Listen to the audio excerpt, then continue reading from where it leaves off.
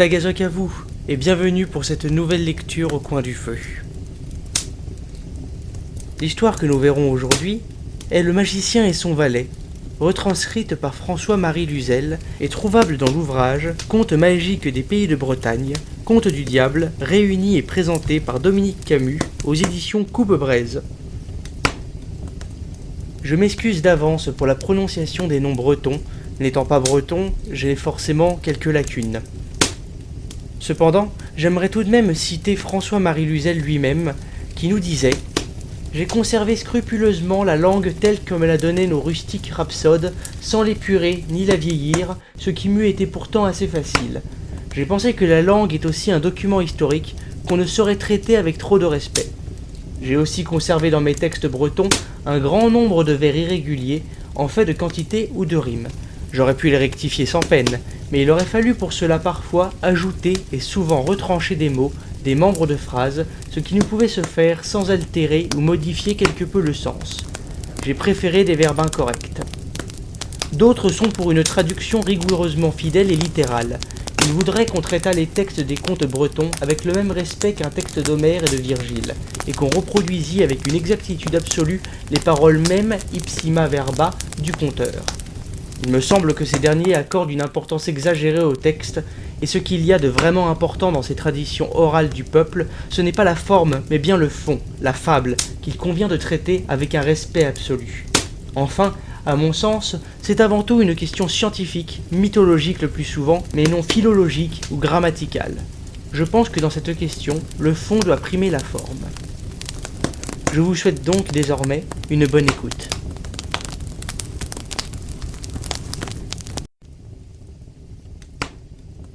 Le magicien et son valet.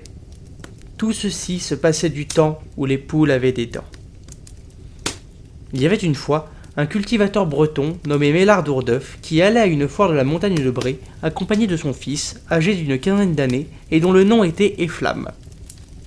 Le bonhomme n'était pas riche, et comme il n'y avait plus d'argent à la maison, il allait vendre une vache à la foire.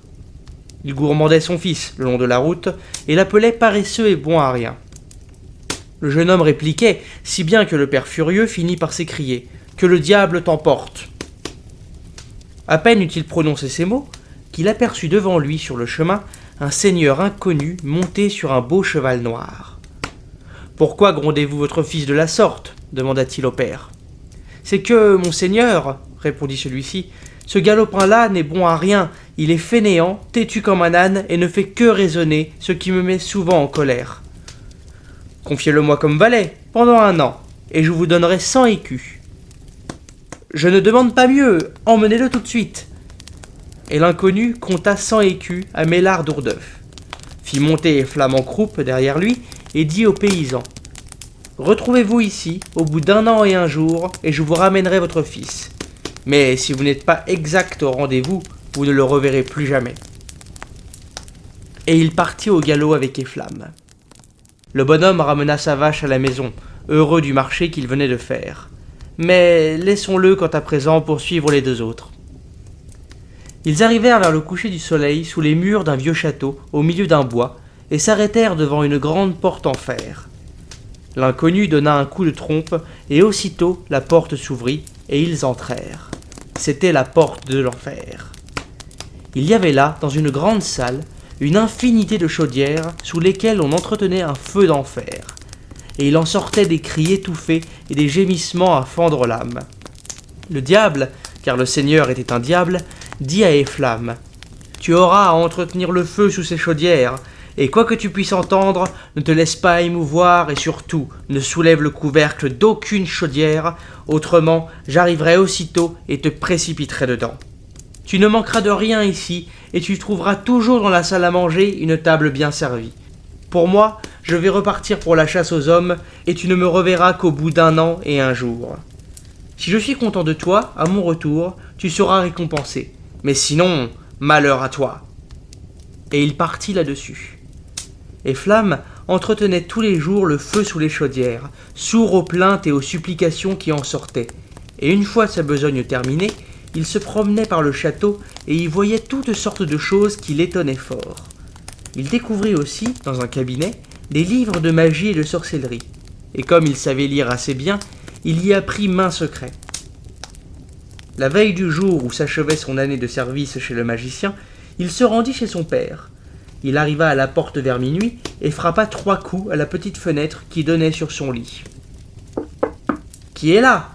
demanda le bonhomme en s'éveillant. « C'est moi, votre fils Flamme, qui vient vous rappeler que demain finissent l'an et le jour, depuis que je vous ai quitté, et qu'il faudra vous trouver bien exactement au lieu du rendez-vous que vous a assigné mon maître, où vous ne me reverrez plus. » Le père d'Ourdeuf ne songeait plus à son fils, et il aurait certainement manqué le rendez-vous sans cet avertissement. « Mon maître, reprit Flamme, vous emmènera avec lui à son château pour y prendre votre fils. Il vous montrera 3 portes de fer sur ce château, et vous dira en désignant une des portes, « Entrez par là.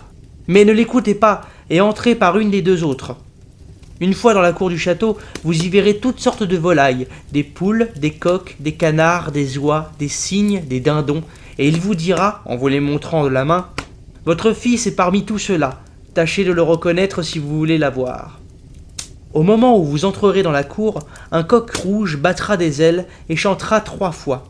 Remarquez bien ce coq, car ce sera moi que mon maître, qui est un grand magicien, aura changé sous cette forme. Et maintenant, bonne nuit, car il faut que je m'en retourne avant le jour, et n'oubliez pas. Pourquoi ne pas rester puisque te voilà, dit le vieillard. Parce que mon maître saurait bien me trouver en quelque lieu que je me cache, et surtout, soyez exact au rendez-vous, demain, autrement tout sera perdu. Je n'y manquerai pas, répondit le bonhomme, et Flamme partit. Le père d'Ourdeuf trouvait fort extraordinaire tout ce qu'il venait d'entendre.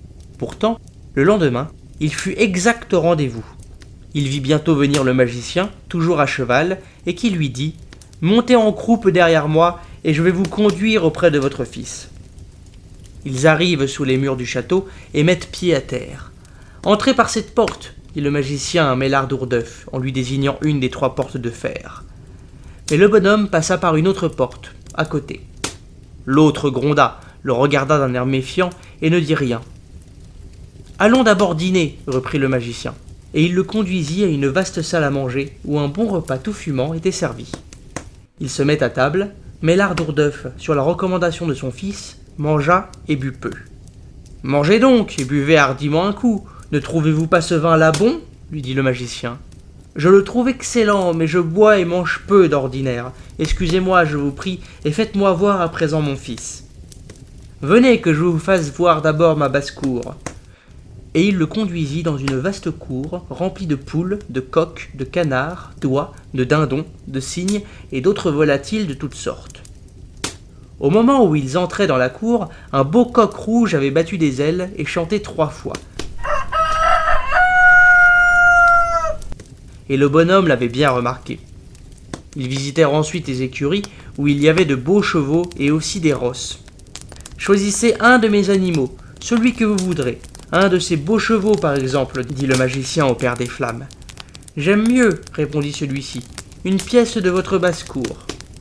Voilà un singulier goût, je vous laisse libre pourtant. » Et le vieillard, avisant le coq rouge qui avait chanté à son entrée, dit « Voilà celui que je veux. » Et il prit le coq qui se laissa faire.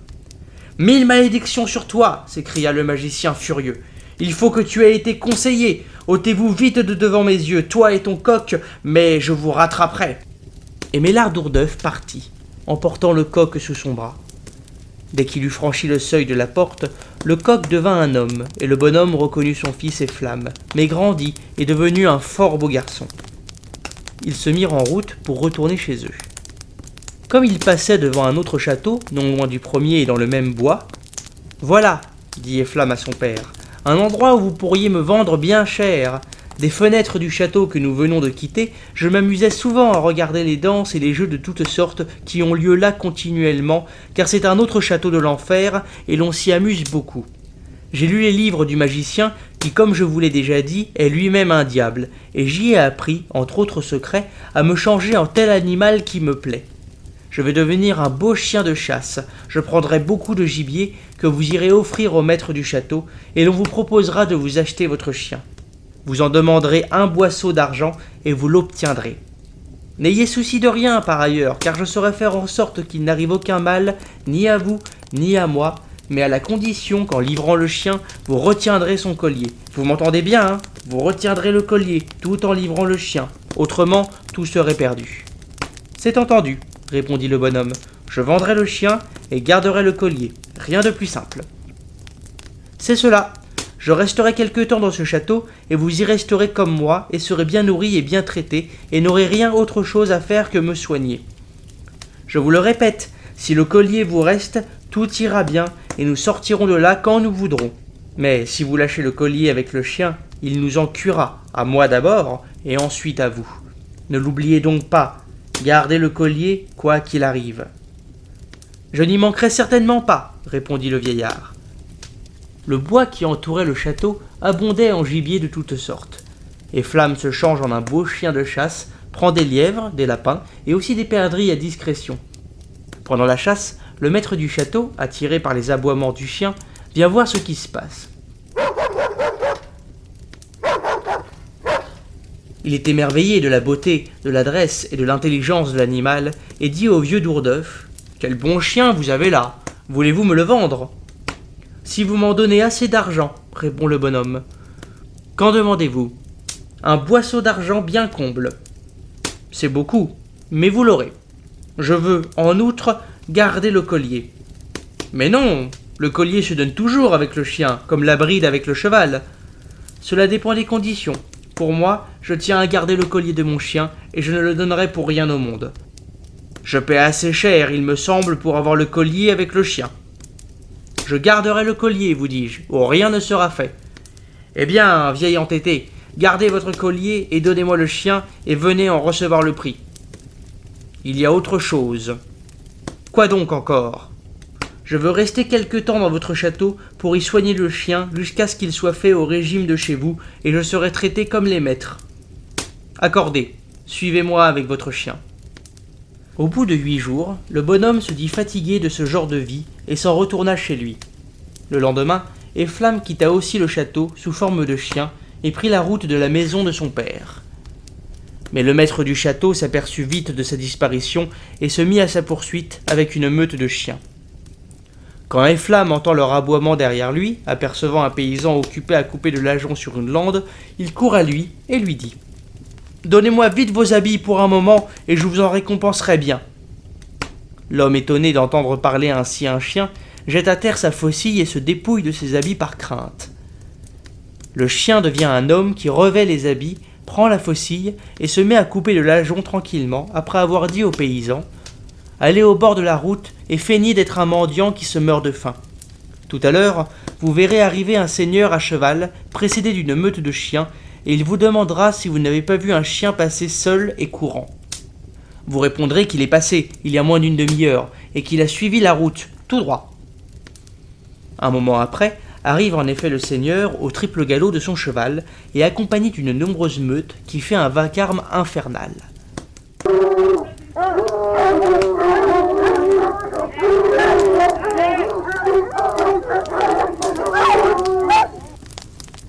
N'avez-vous pas vu un chien passer seul par ici » demande-t-il au faux mendiant. « Si fait, monseigneur, répond celui-ci. Il est passé il y a moins d'une demi-heure et a continué tout droit par la route. » Et le seigneur et sa meute continuent leur poursuite. Alors, Flamme rend sa faucille et ses habits au paysan, auquel il donne une pièce d'or, puis il redevient chien et part à travers champs pour regagner la maison de son père. Il y arrive heureusement, dépistant le diable et sa meute infernale, et reprend aussitôt sa forme naturelle. Quelque temps après, s'ennuyant à la maison, Flamme dit encore à son père : « C'est demain grande foire sur la montagne de Bré, mon père. Je me métamorphoserai en un beau cheval, et vous me conduirez à la foire. Il viendra pour me marchander un homme qui se dira un maquignon normand, et qui ne sera autre chose que mon maître du premier château, lequel cherche à me rattraper, comme il nous l'avait dit. Si vous suivez de point en point mes instructions, nous le tromperons encore. Vous demanderez de votre cheval une barrique d'argent bien pleine et rendue dans votre maison. Il vous l'accordera, car l'argent ne lui coûte rien. Mais en livrant le cheval, retenez encore la bride, comme vous avez retenu le collier du chien. Autrement, vous ne me reverrez plus. »« Je n'y manquerai pas, » répondit le bonhomme. Le lendemain matin, donc, de bonne heure, Mélard Dourdeuf prit la route de Bré, monté sur un cheval superbe. Tout le monde l'admirait sur la route, et quand il fut rendu en foire, il se forma un rassemblement autour de lui. Les marchands ne firent pas défaut, de Léon, de la Cornouaille, de Vannes, de Tréguier et de Goëlo. Mais le prix était si élevé que personne ne pouvait en approcher. Enfin, arriva aussi vers le coucher du soleil un marchand étranger se disant normand, mais que personne ne connaissait, sauf le bonhomme d'Ourdeuf, qui sut aussitôt à qui il avait affaire. On tomba assez facilement d'accord sur le prix, une barrique d'argent. Mais quand il s'agit de livrer la bête, comme Dourdeuf s'apprêtait à lui enlever la bride, « Que faites-vous donc là » lui demanda l'inconnu. « J'ai bien vendu le cheval, répondit le bonhomme, mais non la bride, je garde ma bride. »« Mais, vieil imbécile, la bride suit toujours le cheval. »« Je conserverai ma bride, vous dis-je, ou rien n'est fait. »« Eh bien, rien n'est fait alors, dit le marchand. » Et il tourna le dos, de mauvaise humeur, et s'apprêtait à quitter la foire. Mais le peuple, excité par l'inconnu qui payait largement à boire, se mit à huer le bonhomme, le traitant d'imbécile, de vieil idiot, si bien qu'il en perdit la tête et lâcha la bride avec le cheval. Aussitôt, le magicien monte sur la bête et s'élève avec elle en l'air à grande stupéfaction de tout le monde. Mais l'Ardourdeuf, voyant cela, comprend toute l'étendue de sa faute et se met à pleurer. « Pourquoi pleurez-vous, vieil imbécile » lui demande-t-on. « Vous avez eu une barrique d'argent de votre cheval, que vous importe ce qu'il deviendra à présent ?»« J'ai vendu mon fils » criait-il. « Le cheval, c'était lui, mon fils, le diable l'a emporté !» Et il se lamentait et s'arrachait les cheveux. Mais personne ne comprenait rien à ce qu'il disait, et l'on croyait qu'il était ivre et qu'il déraisonnait. Voilà Efflam ramené dans l'enfer sous la forme d'un cheval. Un domestique est chargé de le surveiller et de lui apporter de l'eau à l'écurie, avec défense expresse de le laisser jamais aller boire à la rivière. Pour toute nourriture, on lui jette un fagot d'épines au râtelier. La pauvre bête à ce régime maigrissait à vue d'œil. Elle buvait beaucoup, si bien que l'homme chargé de lui fournir de l'eau à discrétion, s'ennuyant de l'aller puiser à la fontaine, qui était à quelque distance, trouva plus commode de conduire le cheval à la rivière voisine. L'animal se jette aussitôt à l'eau, se débarrasse de sa bride, ainsi que de son cavalier, et se change en anguille.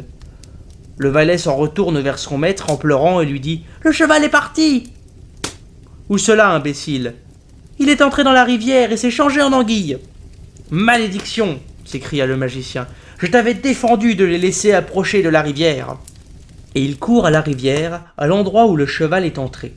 Il se jette à l'eau, devient aussitôt brochet, et se met à la recherche de l'anguille. Celle-ci, serrée de près, sort de l'eau, devient lièvre, et de courir. Le brochet devient de son côté chien de chasse, et poursuit le lièvre. Il traverse un bourg. Il y avait en ce moment une noce qui entrait à l'église, et les curieux venus pour voir la noce de crier « Tiens, tiens, un lièvre poursuivi par un chien !» Le lièvre saute dans le cimetière et entre dans l'église. Le chien s'arrête à l'escalier du cimetière, le diable ne pouvant mettre le pied sur terre bénite. Les deux fiancés étaient agenouillés au balustre du chœur, et le prêtre s'apprêtait à leur passer au doigt les anneaux de mariage, de pauvres anneaux d'argent qu'un enfant de chœur tenait sur un plat d'étain. Soudain, un des anneaux se change en une belle bague en or, avec une pierre précieuse au chaton. Le prêtre la passe au doigt de la nouvelle mariée. C'était le lièvre, ou plutôt Efflam d'Ourdeuf, qui s'était ainsi changé en anneau.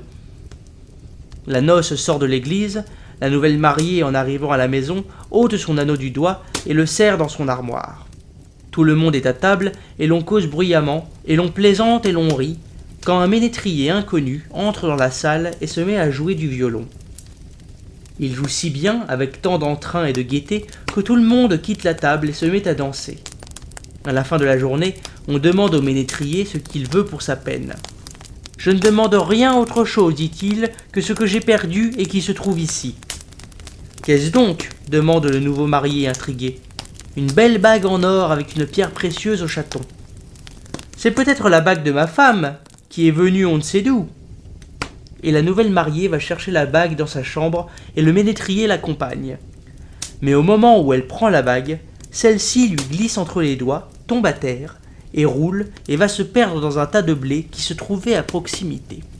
« Ah !» s'écria-t-elle, « la bague est tombée à terre et a roulé parmi le blé. » Et elle se met à la chercher. Et comme elle ne la retrouve pas, le ménétrier se change en coq rouge, et commence à avaler du blé. Et il en avale, il en avale. Il ne restait plus que 3 ou 4 grains quand un de ceux-ci se change en renard, qui se jette sur le coq et le croque net.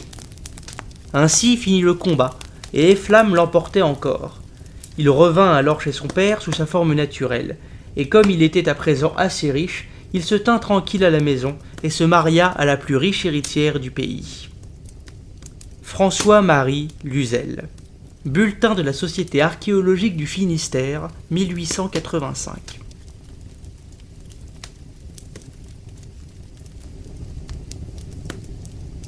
C'est ainsi que s'achève cette fable et donc cette lecture. J'espère que celle-ci vous a plu et vous aura peut-être apporté une leçon. Quant à moi, je vous dis donc à la prochaine fois et j'espère vous revoir rapidement autour de cet âtre.